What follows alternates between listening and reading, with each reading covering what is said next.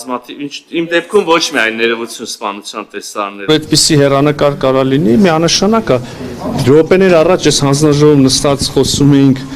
այդ թվում այն ընդդիմադիր պատգամավորների հետ, ում գաղափարախոսությունը այն է եւ մնացած նաեւ խորհրդանուն չգտնվող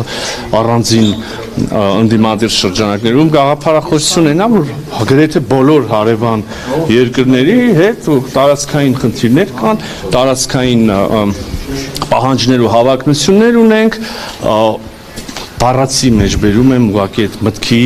կրող մի քաղաքացու խոսքը, այս Հայաստանը մեզ պետք չի, հա, այդ քարտեզը գետինը քսելը, ներողություն խոսում եմ, էլի,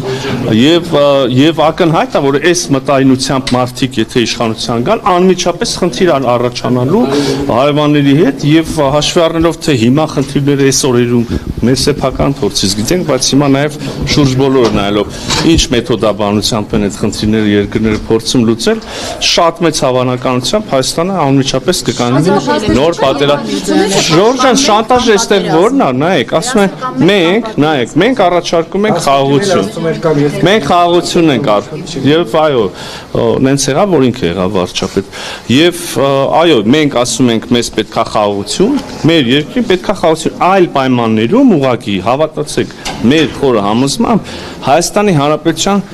ոչ թե հաջողությունը, ոչ թե զարգացումը, այլ Հայաստանի Հանրապետության որպես անկախ պետություն գոյությունը ինքնին կհայտնվի մեծ կասկածի տակ։ Եվ այս մի առաջարկն է քաղաքացիներին, եւ կա զուգահեռ առաջարկը, չէ, մեզ այս Հայաստանը ընդհանրապես պետք չի, սա մենք թքած ունենք սրա վրա, մեզ պետքա չգիտեմ ինչ Հայաստան։ Այսի շանտաժա դա, սա շանտաժ չի, սովորական բան է։ Ժորժան, նայեք, հիմա ձեր օպերատորները ինձ խնդրում են շարունակաբար առաջ գալ։ Եթե ես առաջ գնամ, դուք կհայտնվեք հետևում։ Կանխակա դուք չեք որոշում, որ այն մյուս կողմի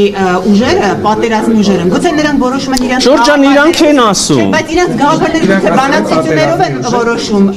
Պարոն Մեզան, ինչ է։ Լավ, ինչի մասին է խոսքը։ Դուք մեղադրում եք քաղաքալը, նայեք քաղաքական անճարակության դրսևորում ասա, այն քաղաքական ուժերի կողմից, որոնք մեզ մեղադրում են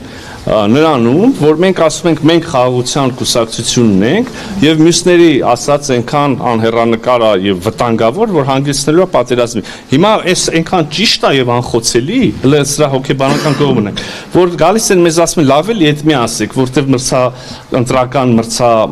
պայքարում, մրցավազքում մենք կարող այդքան հաջողակ կլինենք։ Դե հենց հիմա դուք եք ասում այդ հաշվը։ Դուք ինչ եք նախապես։ Լավ հարցը։ Այո, դուք ինչ եք որոշել, որ օրինակ դուք խոսում եք շատ Քոչարյանից, Ծառուկյանից, Սամվել Կարապետ, ինչ եք որոշել,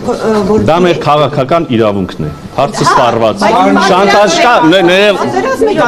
շանտաժ կա, ես այդտեղ շանտաժի էլեմենտ տեսնում եմ, ոչ։ Ինչու ենք անում, լավ ենք անում, դա մեր քաղաքական առաջարկն է եւ տեղալ օրենք խառնում է բոլորովին։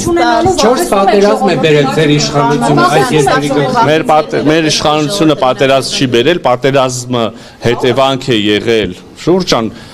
Եթե ուզում եք տենց բան անենք, լեզվակռիվ անենք, լավ, դա էլ կարանք անենք, եթե ուզում ենք լուրջ խոսակցություն ունենանք, որից մեր ժողովուրդը կարա շահի,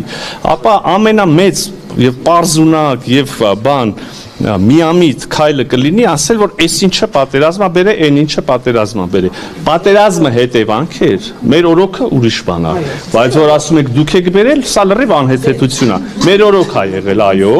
եւ եղել է նրա հետևանքով, լավ գոնե հիմա ես կգնամ, այս եթերները կանջատվի, հարգելի գործընկերներ, գոնե ասի գիտակից մարդիկ դուք ձեզ ամեն մեկը ինքը իրան գոնե խոստովանի, որ դա հետևանք է 30+ տարիներ սխալ քաղաքական այդ թվում ես սխալ քաղաքական ուրեմն մտքի շրջանակներում մնալու հետևանք է, չհասկանալու հետևանքա, որ պետքա այդ հարցը լուծվեր եւ այլ կերպ չէր կարող լուծվել եւ այլը Լիքը բան կարելի է մեզ մեղադրանքներ կասել, որ մենք ենք բերել մեծ չափազանցություն։ Իրավիճակ է, պարոն Միրզոյան, որ նույնիսկ ձերացած խաղաղությունը հնարավոր չէ, որ իրագործվի։ Այս իրավիճակում ինչ կանխա։ Հիմա կարելի է արդյոք ձեր ասածը եզրակացնել, ձեր ասածից բխեցնել հետևյալը։ Դե քանի որ մենք տեսնում ենք, որ նույնիսկ խաղաղության ասողները խաղաղության մեջ չեն կարողանում մնալ, եկեք հենց մի բանից թևերներս կշտենք ու մտնենք պատերազմի մեջ։ Ինչքան հնարավոր է պետքա պահել մեր խաղաղությունը, լսում եմ ձեզ։ Պարոն նախարար, ձեր քաղաքական ուղղություններից մասնավորապես երկրորդ նախագահ Ռոբերտ Քոչարյանը հաճախ է հայտարարում, որ Արցախցիների վերադարձի իրավունքին հետամուտ է լինելու։ Ես խնդրում եմ որպես նախարար ասեք, աշխարհում կա մեկ ժողովուրդ, ազգ կամ հանրույթ, որ օգտվել է վերադարձի իրավունքից եւ վերադարձի իրավունք ասածը ինչ կարգավիճակ է ենթադրում վերադարձողների համար։ Ճիշտ ասած, հիմա դուք տալիս եք հարց, որը ես եմ սովորաբար երբ որ առիթ ալնում, այդ թվում